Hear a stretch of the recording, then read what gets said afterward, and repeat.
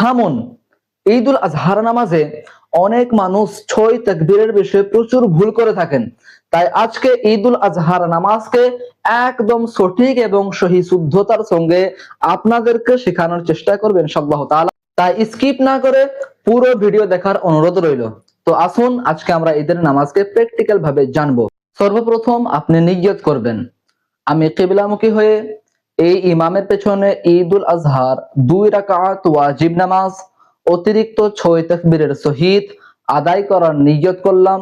তারপর ইমাম সাহেব আল্লাহু আকবার বলে হাত বেঁধে নেবে, আপনিও হাত বেঁধে নেবেন। তারপরে সানা পড়বেন, সুবহানাকাল্লাহুম্মা ওয়া বিহামদিকা ওয়া তাবারাকাসমুকা ওয়া তাআলা জাদ্দুকা ওয়া লা ইলাহা গায়রুক। তারপরে ইমাম 3টে তাকবীর দিবে। প্রথম তাকবীর আল্লাহু আকবার বলে হাত ছেড়ে দিবেন। দ্বিতীয় তাকবীর আল্লাহু আকবার বলে হাত ছেড়ে দিবেন। তৃতীয় তাকবীর আল্লাহু আকবার বলে হাত বেঁধে নেবেন। তারপরে ইমাম সাহেব সূরা ফাতিহা আর একটি সূরা মিলাবে। তারপরে রুকু এবং সিজদা করার পরে আবার আল্লাহু আকবার বলে উঠবে। তারপরে প্রথমেই সূরা ফাতিহা এবং অন্য আরেকটি সূরা মিলাবে।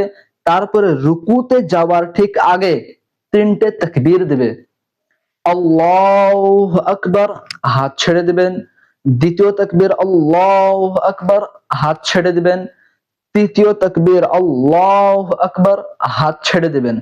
চতুর্থ তাকবীরের বেলায় হাত না উঠিয়ে আল্লাহু আকবার বলে রুকুতে চলে যাবেন। তারপরে রুকু এবং সিজদা, তারপরে শেষ বৈঠক, সালাম ফেরানোর পর আপনার নামাজ কমপ্লিট।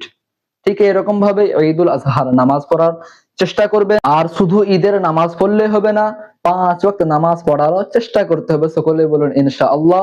আর আপনারা কোথা থেকে ভিডিও দেখছেন আমাকে বলে যাবেন। আর আপনাদের সকলকে ঈদ মোবারক।